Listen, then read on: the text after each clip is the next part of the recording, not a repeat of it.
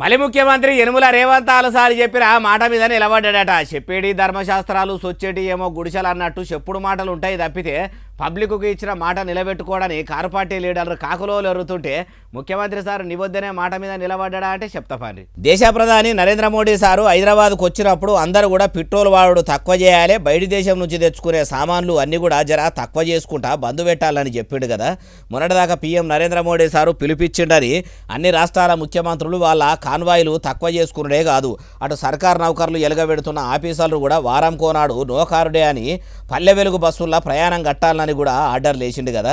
అయితే చేయి సర్కారు సీఎం రేవంత్ సార్ కూడా కాన్వాయ్ని తక్కువ చేసుకుంటామని అనుకొచ్చిండు. అయితే చెప్పినట్టే ఇప్పుడు జూబ్లీ హిల్స్లో ఉన్న ఇంటికాడికి వెళ్ళి సచివాలయం కాడికి 3 కార్లే వేసుకొని వచ్చిండట. మీరు ఒక్కలే చెప్పిన మాట మీద ఉండి కాన్వాయ్ను తక్కువ చేసుకుంటే సరిపోదు, మీ మంత్రులు చాలా మంది ఇంకా కూడా 10-20 కార్లు చేసుకొని పబ్లిక్ పేరంటాలకు రుయ్యా పోతుర్రట. జర వాళ్ళను కూడా కాన్వాయ్ తక్కువ చేయమనుండ్రి, పనికిరాని పేరంటాలకు పోవుడు బంధు పెట్టుర్రి. మీరు కూడా ఆన్లైన్లోనే మీటింగులు పెట్టుకుంటే అక్కెరకొచ్చే పనులు ముంగట చేసుకుంటే మంచిగుంటది. ఇంకో అసలు ముచ్చట ఏంటంటే ఇట్లా 3 బండ్లు వేసుకొని 3 వద్దులు పబ్లిసిటీ కోసం వాడుకొని అటెల్గా సిక్కి ఎక్కువ కాన్వాయ్ పెంచుకుంటే మీ మాట మీరే ఒడగొట్టుకున్న వాళ్ళు అవుతారు. అట్లా మాత్రం చేయకూరి సార్ అంటుర్రు ఈ ముచ్చటిన్నోళ్ళు.